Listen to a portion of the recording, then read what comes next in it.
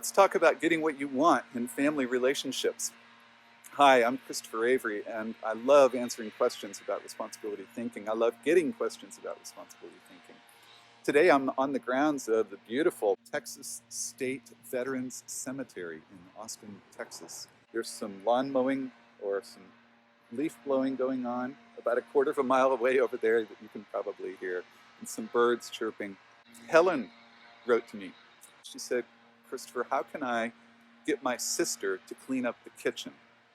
And she went on to explain that she asks her sister nicely, and then her sister says, I'll do it later, and goes to her room. And then when Helen more loudly nags or tells the sister she's not doing it, then mom comes and does it for her. And Helen says, Mom should be resting. So it's so easy to give advice in this situation, but to come from responsibility thinking, and if you're a coach or a leader who's interested in responsibility thinking, let me share my thinking with you this way. So I assume this was a young person, but she was well-spoken in terms of her writing in her email. And I could clearly see that she was coping below the line, although she was trying to say it very nicely. The issue is that her problem was her sister, and we know where that is on the responsibility process chart. And so I didn't address her question in terms of giving her an answer. I probed a little deeper, and I actually emailed her back.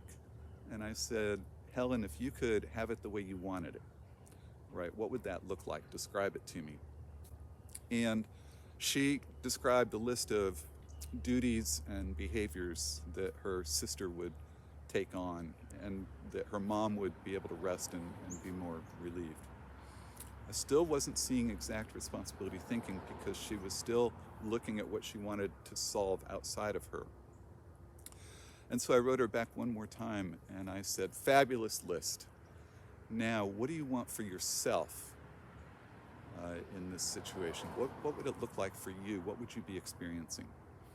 And she wrote back and talked about the peace and the calm and the people keeping agreements and the clean house and other things that she'd be experiencing.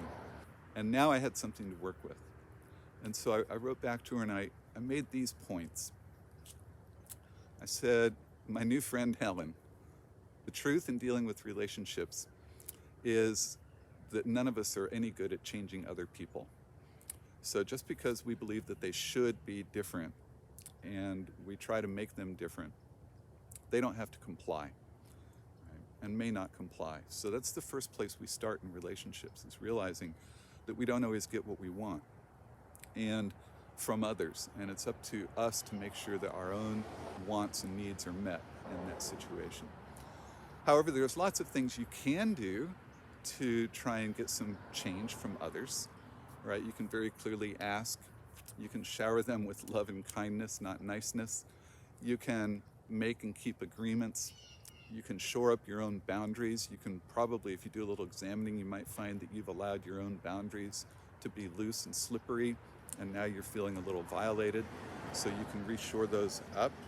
Sometimes you can tell people that, and sometimes a little pushback is necessary or can help. More importantly, what I put in place here and what I wanted to walk you through was the keys to responsibility are intention, right, which is understanding what you want, and in this case, understanding what you want that you're not getting, and you're making it look like it's something else. Somebody else has to change, or the dirty kitchen, or whatever. Awareness, right, so identifying where you are in the responsibility process.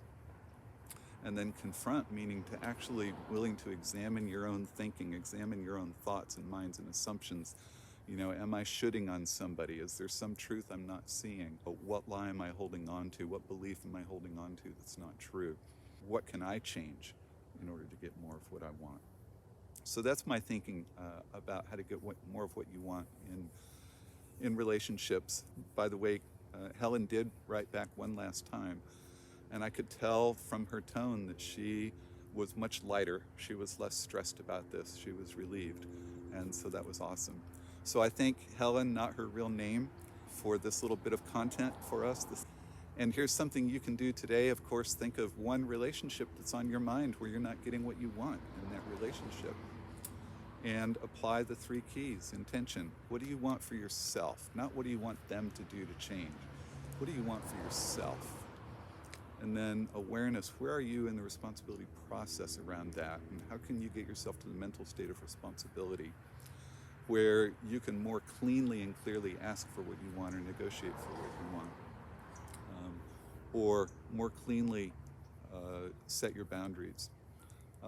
And finally, what is there that you get to confront in your own thinking about why this situation is persisting and what would change in you in order for this situation to get better for you and you can be lighter about this relationship.